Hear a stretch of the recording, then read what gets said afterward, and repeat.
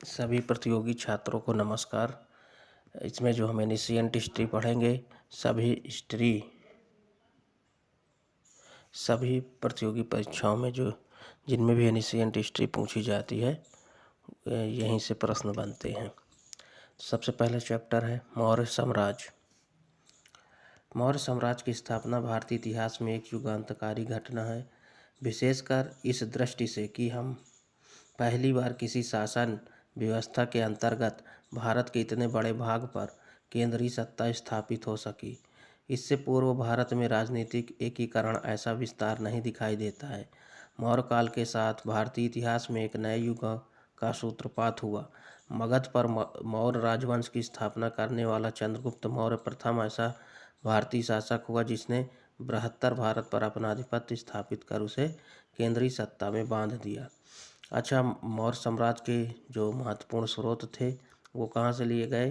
तो पहला ब्राह्मण साहित्य, बौद्ध साहित्य, जैन साहित्य, अन्य देशी साहित्य, विदेशी साहित्य, पुरातात्विक स्रोत।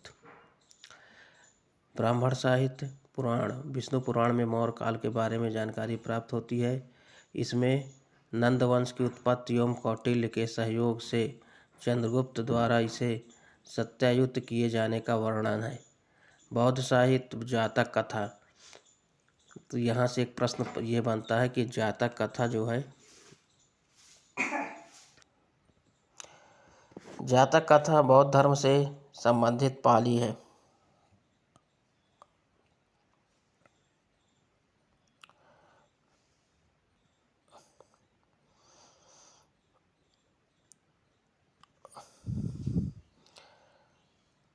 जातक कथा यह बौद्ध धर्म से संबंधित पाली साहित्य है। तो यहाँ पर एक पूछा जाता है कि जातक कथा किससे संबंधित है, तो बताएंगे कि जो जातक कथा ये बौद्ध धर्म से संबंधित है।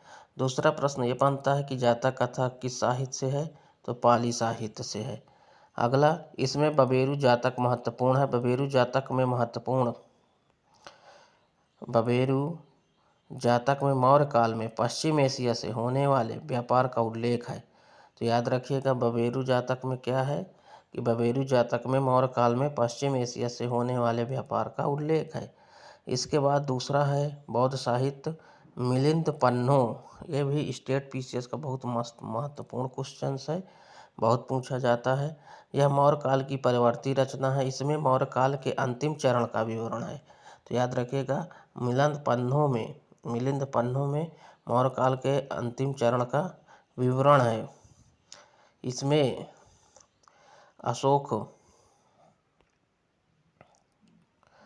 अशोकावदान, दिव्यावदान, महावंश एवं दीपवंश से शासकों के प्रारंभिक जीवन की जानकारी मिलती। इन्हीं ग्रंथों के अनुसार उसने अपने 99 भाइयों की हत्या का सिंहासन भी प्राप्त किया था। अब आ जाते हैं जैन साहित्य। तो पहला प्रश्न यहीं से फिर क्रिएट होगा कि जो जैन साहित्य है तो वो किससे संबंधित है, मतलब कल्पसूत्र।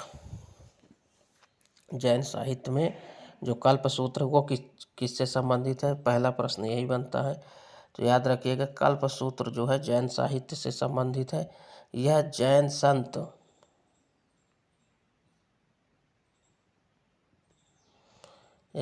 संत भद्रबाहु की रचना है। किसकी रचना है? जैन संत भद्रबाहु की रचना। इसमें जैन तीर्थों की जीवनी दी गई है। इसमें मौर्य काल में प्रचलित धर्मों एवं चंद्रगुप्त मौर्य की जानकारी मिलती है कल्पसूत्र में। याद रखिएगा, कल्पसूत्र में चंद्रगुप्त मौर्य की भी जानकारी मिलती है। इसके बाद त्रिषष्टि शलाका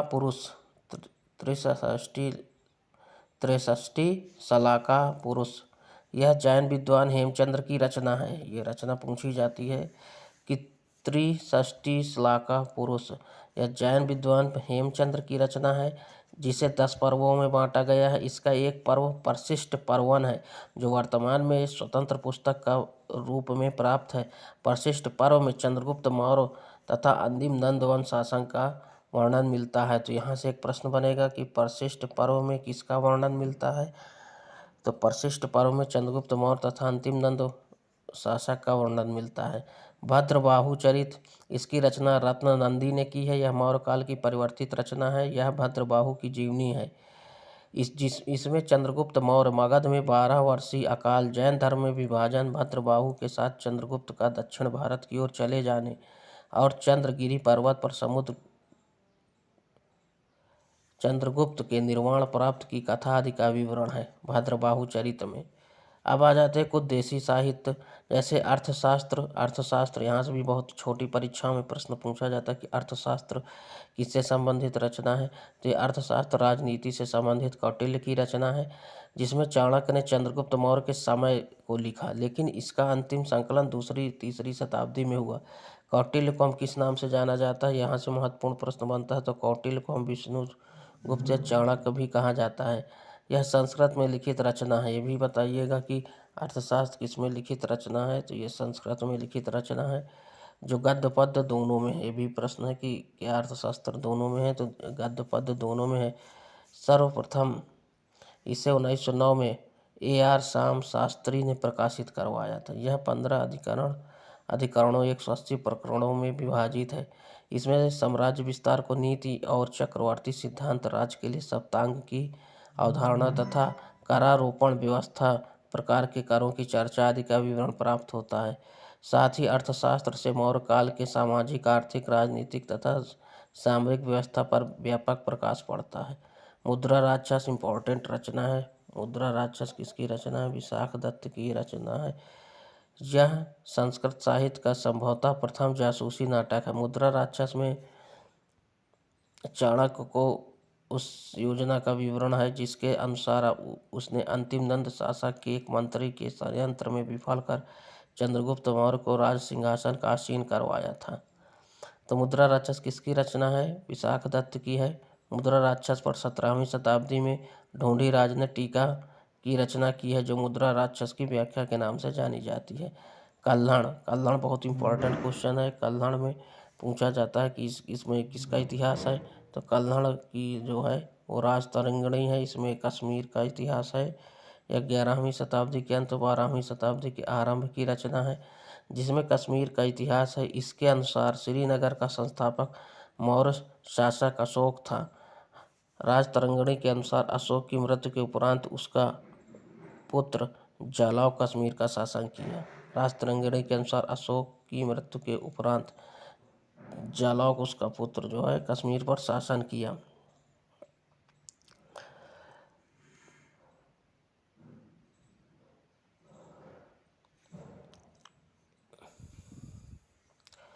दांडिन की 10 कुमार चरित्र, यह गुप्तोत्तर काल की रचना है, जिसमें मौर्य कालीन पाटलिपुत्र का विवरण दिया गया है। तो इसका जो है तो 10 कुमार चरित्र याद रखा जाए किसकी रचना है, कब की रचना है, ठीक है। और जिसे क्या कहा गया है? कुसुमपुर कहा गया है। पतंजलि का महाभाष्य, दांडेन की 10 कुमार चरित्र रचना है। पतंजलि का महाभाष्य है। ये भी क्वेश्चन पूछा जाता है। यह शुंग काल की रचना है। यह मौर्य काल के पतन और शुंग वंश के उत्थान को जानने का महत्वपूर्ण स्रोत है। मालविघ्नमित्रम, यह कालिदास की रचना है। मालविघ्नमित्रम, कालिदास को भारत का शेक्सपियर और कवि कुल गुरु कहा जाता है। यहाँ से प्रश्न बनते हैं, कवि कुल गुरु कहा गया है। तमिल साहित्य में कपिलार, मामूलानार और परनार के विवरण से मौर्य की जानकारी प्राप्त होती है। इसके अनुसार संभवतः चंद्रगुप्त मौर्य ने तिरुचिरापल्ली जिले तक आक्रमण किया था। अब हम विदेशी स्रोत के बारे में पढ़ेंगे। विदेशी स्रोत क्या है?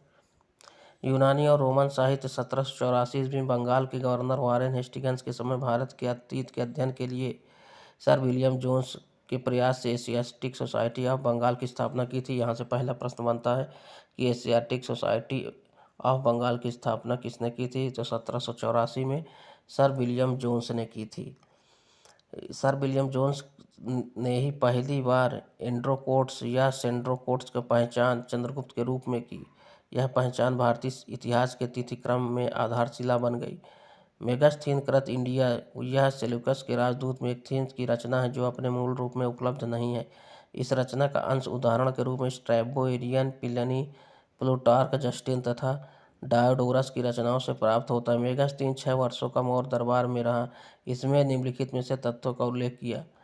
ठीक है, तो मेगास्थीन जो है मौर्य दरबार में 6 वर्षों तक रहा। भारत के भूगोल, कृषि भूमि, सिंचाई साधन का विवरण, पाटलिपुत्र शहर की जानकारी तथा सामाजिक जीवन का विवरण। सिंधु से पाटलिपुत्र तक जाने वाले राजमार्ग का उल्लेख। भारत में अकाल नहीं पड़ता। भारत में प्रदा प्रथा, दास प्रथा नहीं थी। मौर्य काल में दंड विधान कठोर था। लोग घरों में ताला नहीं लगाते थे तथा भारतीय 7 जातियों में बटे थे। श्रीलंकाई साहित्य, इसमें दीपवंश, महावंश, महावंश पर वंश थप कासनी नामक टीका तथा महाबोधि वंश आते थे। ये सभी पाली भाषा में रचित सिंहली साहित्य है। महावंश टीका के अनुसार चाणक्य नंद वंश का नाश करके चंद्रगुप्त मौर्य को जम्बूद्वीप का सम्राट बना दिया। इसमें चंद्रगुप्त के प्रथम असफलता का भी उल्लेख है। नेपाली साहित्य, दिव्यवदान, नेपाल से प्राप्त इस साहित्य के 2 अध्याय हैं, अशोकावदान और कुणाला वदान। इसमें अशोक का पूर्ण परिचय दिया गया है। चीनी साहित्य, फाहियान का विवरण, फूको की, ये पहला यहाँ भी प्रश्न बनता है कि फाहियान की विवरण, फूको की एवं हेनसांग का विवरण, सीयू की, दोनों प्रश्न बनते हैं।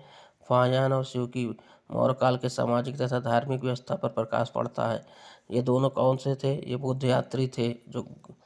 ये दोनों बौद्ध यात्री बौद्ध ग्रंथों की खोज में भारत आए थे। इन दोनों ने अशोक के हृदय के परिवर्तन के पूर्व उसके क्रूर स्वभाव का उल्लेख किया है। तिब्बती साहित्य, तिब्बती साहित्य में लामा तारानाथ के विवरण तथा आर्य मंजूश्री मूल कल्प का स्थान प्रमुख है। इसके बाद पुरातात्विक स्रोत, मौर्यकालीन के इतिहास को प्रमाणित करने के लिए कुछ पुरातात्विक साक्ष्य भी उपलब्ध है, जैसे कालिंगराज खारवेल के हाथी गुफा अभिलेख। तो इसको याद रखिएगा, ये इससे भी हमें मौर्यकाल की जानकारी मिलती है। कालिंगराज खारवेल का हाथी गुफा अभिलेख, रुद्र दामन का गिरनार लेख। तो ये पूछा जाता है कि हाथी गुफा अभिलेख किसका? तो कालिंगराज खारवेल। रुद्र दामन का गिरनार लेख पूछा जाता है कि गिरनार लेख का संबंध रुद्र दामन से है। नागार्जुन का गुहा लेख। लेकिन इन अभिलेखों में से संविधानिक सर्वाधिक महत्वपूर्ण अशोक के अभिलेखों का है, जिसके उसके पूरे साम्राज्य, यहाँ तक कि अभिलेख अफगानिस्तान में भी पाए गए हैं। इन अभिलेखों का प्राकृत भाषा एवं ब्राह्मी लिपि का प्रयोग हुआ। कुछ अभिलेख खरोष्टी एवं अरमाइक लिपि में भी मिलते हैं। इन अभिलेखों के अतिरिक्त तात्कालिक स्मारकों, गुप्त स्तूपों, विहारों, मठों आदि से मौर्यकालीन युगीन सामाजिक और धार्मिक परिस्थितियों का पता चलता है। साहित्यिक स्रोतों में व्याप्त त्रुटियों का कारण पुरातात्विक स्रोतों को महत्व बढ़ जाता है। तो ये आज का टॉपिक यहीं से ख़त्म होता है। एक बार हम इससे फिर से इम्पोर्टेंट क्वेश्चन देख लेते हैं कौन कौन से पूछे जाते हैं। के स्रोत नामक टॉपिक से बनने वाले प्रश्न, पहला क्वेश्चन है रिवीजन में जातक कथा किससे ली गई है? तो जातक कथा बौद्ध धर्म से संबंधित है। मिलिंद पन्नो भी बौद्ध साहित्य से संबंधित है। ठीक है, इसके बाद मिलिंद पन्नो से एक प्रश्न ये बनता है कि इसमें नागसेन का भी वर्णन एक कहानी का वर्णन मिलता है। और दूसरा है